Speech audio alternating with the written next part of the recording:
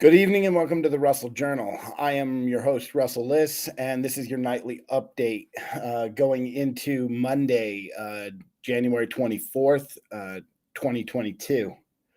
All right, guys. I had originally sort of tried to put together this sort of cute thing about how the market is going to do this sort of technical bounce this week.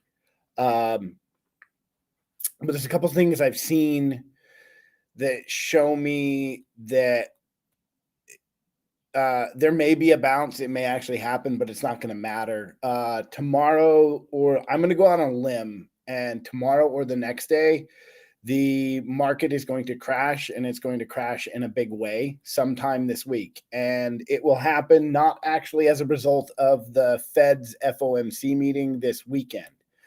Now, originally, what I had thought was that as soon as that FOMC meeting on the 26th was done, we would see the market turn bullish for a significant period of time because one of the things you have to understand is markets don't like not knowing things, okay? And typically, as soon as they know something, even if it's something bad, they will continue to buy. They will continue to drive prices higher just as long as they know what it is they're up against. But typically, when they don't know, they don't like not knowing, all right? So this is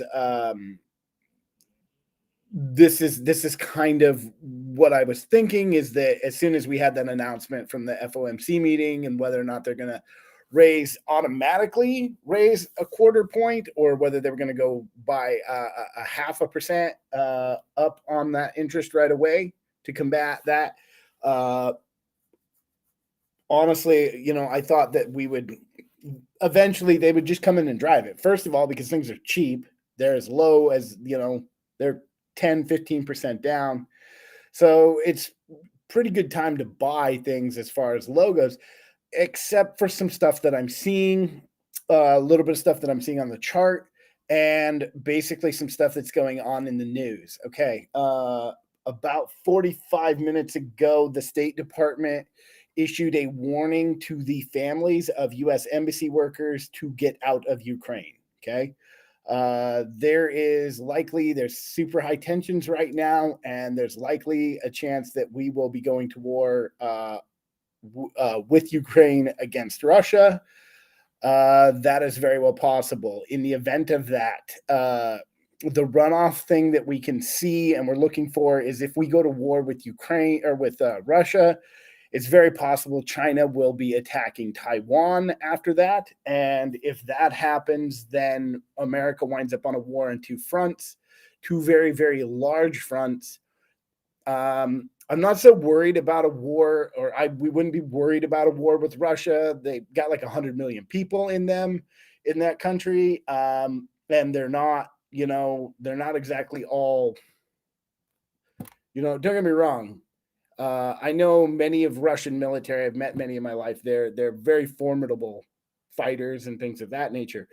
The problem is we just have the numbers and we have the technology. War with Russia would probably be over pretty quickly, and some sanctions. Aside from the possible nuclear option, which probably isn't really in play due to what they call mutually assured destruction. Okay. So there's a pretty good chance nobody's going to launch nukes over Ukraine. Okay. However, the idea that we go to war with them gives China the opportunity to take over Taiwan and acquire Taiwan Semiconductor, which is stupid. I don't know why they don't just buy it. Why don't they just buy Taiwan Semiconductor? You just pay them an exorbitant amount of money. If they want them, just buy them. It's not that big a deal. Okay. I don't need to fight a war over that. But I think what they want is they want to take over. Okay. Every war that we've fought since World War II is really about one thing, and that's a futures market in any direction. And having control of that market, okay? And it's not, hey, we want oil to power our cars, right? It's that we want the ability to dictate the price of things like oil, things like rice, things like rubber, all sorts of things, right? And you have to understand that our ability to dictate the futures pricing within a market, okay, gives that market its stability. Before the futures market, you had mass starvation, you had mass inflation. Every 2 years, you had all sorts of bad things happening. So defending that futures market defends the balance of your life in this country. So it's not something that's like as simple as like, well, we're just greedy and want to make rich oil executives. Okay. It's never that simple. Okay. So the thing is that like those two countries want control, the ability to dictate those markets. Okay. They want the ability to dictate the price in oil. They want to be able to dictate the price in semiconductors, all of the things that the world needs. Okay. And so, really, where you're at with that is that, like, that's the danger there. Okay. And you're actually looking at a president who very might likely rather just give them that. Okay. Which is a problem. Okay. Now, I don't hate Democrats. I don't hate Joe Biden. I'm neutral as far as all that concerned. But it is a probability that Biden would not go to war on two fronts. It is a probability that those things could happen. And so things of that nature. Now you can hate Biden and love Trump, or hate Biden and love whatever other alternative you want to. It does, as far as I'm concerned, it doesn't matter. This is where we're at and what we got and what we get to deal with. All right. All of that being said, all right. This is a potential problem right here. We are reaching a fever pitch there. Okay. And that means stocks are going to get scared. Right now, there's a couple of things I wanted to tell you. Is one, the futures are up. Okay. I'm gonna go to the chart here in a little bit, but I'm gonna look at these futures really fast and talk to you about them. Right now, the Dow futures are way up. And so are the NASDAQ futures. The S&P 500 is only up about 33 points. So the S&P is not that far up. It's pretty flat, but the Dow is up 233 points. Okay. All right. We are going to go to the chart. Okay. Let's jump into that. And I want to show you this thing. This is IWM. This is my chart on IWM. This bold line, hold on, we got to edit these indicators. I forgot to take this off. You don't need any of these. Okay. Here's the deal, guys. See this line? That's the 50 EMA. This big bold one right at the top. I can't tell you what color things are. I'm colorblind. It's at the 200. Okay. I went ahead and marked a few things in here from before. This is the last time the EMA crossed the 200. Okay. This is where we got our market crash. Okay. I want you to see other times. This is another time the EMA crossed the 200. We get a market crash. Okay. 3. Okay. Very rarely has it ever touched the 50, touched the 200, and simply bounced. We had one way back over here. But even then, relative to this particular ETF, that's still a crash over here. This is the peak. This over here is the trough. Okay, this is the bottom. All right. You've gotten close a few times, but every single time we get right there, you do not typically get a bounce. It is possible if this crosses here. Okay, I want you to understand, if this crosses here, this will go down. And that can go away. And if you notice, every time before it came down, touch this level, touch level. This one will come down to the 169, into that $160 area. Okay. You're headed that way. Now, a few things to be aware of. Okay. You do possibly have an Elliott wave, a correction wave here from this peak here. Okay. So we go down, we come up, we go down. Okay. in the Elliott wave, correction wave. Oh, God damn it. Sorry. Go down, come up, go down. All right. Okay. This is technically an Elliott correction wave. We should get a bounce in here normally, okay? In this wave pattern. It may happen. But if they're afraid of a war breaking out, you will see it crash. Okay. This is IWM. Okay. This is Russell 2K, this is small caps.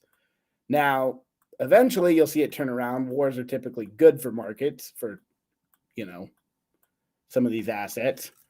Companies like Halliburton do very, very well. Okay. This is IWM. Normally, I would say, you can look at all this technical analysis. You can study Elliott wave function. You do all sorts of other stuff. When you see this 50 come down here, that typically means that the die is pretty well cast. Okay. Now, there could be some people try and buy the dip. There could be some people try and push it up, but chances are you're headed down. Now, as far as this goes, okay, this is we're gonna look at SPY. You've got your Elliott wave function here, up, down. This is a corrective wave, all right? I'm not gonna teach you guys all friggin' Elliott wave theory. If you want to, go look it up on YouTube. It's there. Enjoy. This is the corrective wave. You got your A leg, your B leg, your C leg. You're touching the 200 here. Should technically be a move to the upside at the 200. If you look just about every time it's ever come into the 200, unless the 50 crosses below the 200, it doesn't say. This is on the daily chart, just so you know. QQQ, same thing. Elliott wave function right here to your corrective wave. I can draw it if you want. This is your corrective wave. Down, up, down. Your next move should be to the upside. Okay. You're below the 50. Damn it. I keep pressing the wrong button. Down, up, down. Okay. Your next leg up should be into here. Now, again, fear with a war could send that way lower tomorrow, like very easily. Okay. You got your double bottom. Pretty good chance that's going to happen. Okay. So that's QQQ, IWM, NASDAQ. I don't know if there's anything else you want to look at. TLT. We'll see. The only other thing we should probably look at right now is the VIX. Okay. The indexes or the major indexes are up. So tomorrow I would expect this to be pulled back down, reach up, hit a peak, come down, probably back down to its averages. If it doesn't, but again, if tomorrow we hit mass selling, they read the news and it just starts selling off, this thing, the VIX is going up. So as far as I'm concerned, I'm going to stay short. I'm going to take longer positions, a longer term short position, looking for something. First of all, I'm going to look for something close to a Friday expiration or January 31st is going to be where I'm going to be looking for expiring.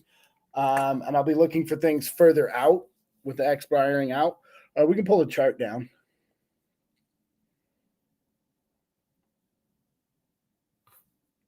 Here, I'll do it. There we go. So, well, I don't see myself, but whatever. All right. I don't know whether I'm still up here or not. All right. So I don't know. Like I said, I'm staying short. My mindset says stay short, focus on short positions, watch for any possible bounces to short into. I think we're headed south, farther south. At first I thought we were headed up, but I don't think so. With that all being said, guys, that's kind of what we're watching, what we look at, what we're dealing with. For the Russell Journal, I am Russell Liss. This has been your nightly update, and you guys all have a good trading week. We'll see you back here tomorrow. All right.